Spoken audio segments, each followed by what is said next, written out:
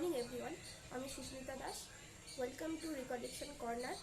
আমি এখানে first video দিচ্ছি। আমি ফার্স্ট ভিডিও বানাচ্ছি আলিপুর জেল নিয়ে। জানি না এটা আপনাদের ভালো লাগবে কিনা। এখানে ট্রাভেল রিলেটেড ভিডিও আসবে, পেন্টিং রিলেটেড ভিডিও আসবে। যদি আজকের ভিডিওটা আপনাদের ভালো লেগে থাকে তাহলে আপনারা লাইক, কমেন্ট, শেয়ার এবং সাবস্ক্রাইব করবেন। ধন্যবাদ। আজকের ব্লগটা হচ্ছে আলিপুর মিউজিয়াম নিয়ে। আমি আমার একটা বান্ধবী ঘুরতে ঘুরতে চলে গেছিলাম আলিপুর মিউজিয়ামে। আমরা আগেও গেছি, বাট সেখানে তখন ব্লগ করতাম না। এই যে ঢোকার সময় জাস্ট দেখছিলাম যে কত বড় একটা জায়গা নিয়ে ঢোকার সময় জাস্ট দেখলাম যে অনেক বড় একটা জায়গা নিয়ে জায়গাটা জুড়ে জিনিসটা তৈরি হয়েছে, মিউজিয়ামটা তৈরি হয়েছে। কিন্তু জায়গাটা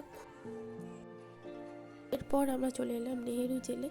নেহেরু জেলের ভেতরে ঢুকতেই দেখলাম যে মানে যেখানে জওহরলাল নেহেরু আর কি থাকতেন, মানে বন্দি করে রাখা হয়েছিল ওনাকে। আর এখানে সাইডে একটা মূর্তি দেখলাম, মূর্তিটা তো খুবই সুন্দর।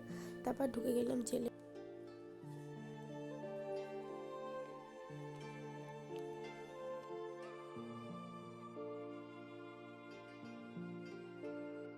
এখানে জেলের ভেতরে জওহরলাল নেহেরুর মূর্তিটা দেখছেন, এটা তো একেবারে রিয়াল লেগেছে আমার। এখানে আমার লেখা আছে যে 17 ফেব্রুয়ারি 1934 সালে 7ই মে পর্যন্ত এই কারাগারে কক্ষে ছিলেন উনি, মানে ওনাকে বন্দি করে রাখা হয়েছিল আর কি।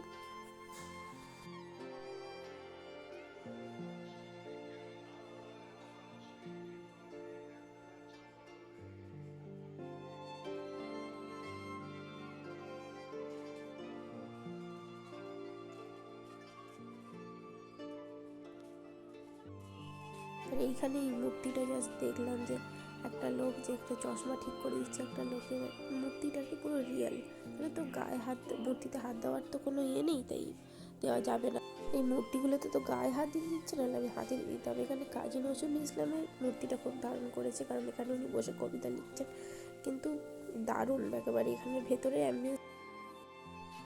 এরপরে মূর্তিটার কাছে চলে গেলাম, যেখানে মূর্তিটা আর কি দাঁড়িয়ে আর কি ঝাড় দিচ্ছে।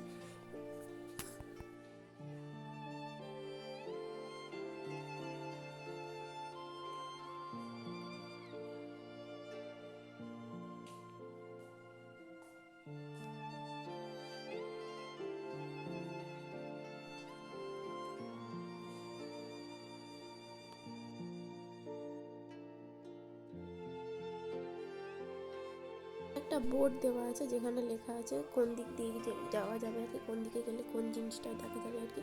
আর এখানে দেওয়া রয়েছে একটা বড় একটা গুলি টাইপের বারুদ, মানে যেটা আগেকার দিনে আর কি ইউজ করা হতো, মানে বড় একটা জিনিস।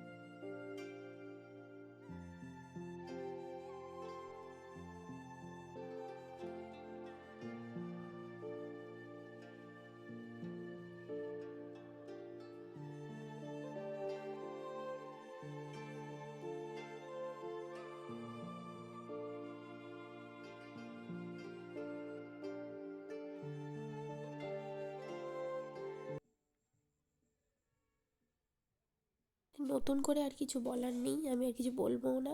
আপনারা সবটাই জানেন জেল সম্বন্ধে। তা আমি শুধু চেষ্টা করলাম যে একটা ছোট্ট ব্লগ আপনাকে শেয়ার করতে, যেহেতু এটা আমার ফার্স্ট ব্লগ, তাই যদি কোনো ভুল হয়ে থাকে তাহলে তাহলে সেটা দেখবেন, তার জন্য খুব খুব সরি। আর প্লিজ লাইক, কমেন্ট, শেয়ার আর সাবস্ক্রাইব করতে ভুলবেন না। Good night, by.